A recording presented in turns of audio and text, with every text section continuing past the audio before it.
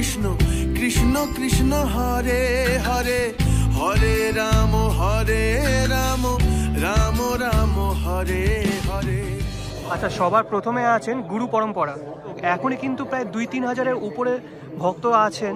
যখন কমপ্লিট হয়ে যাবে তখন কিন্তু 10,000-এর বেশি ভক্ত একসাথে পুজো দেখতে পারবে বা ভগবানকে দর্শন করতে পারবেন। আর এই সেই পিলারগুলো, যে পিলারগুলোর কথা বলছিলাম, এরকম 3 ধরনের পিলার আপনারা দেখতে পারবেন।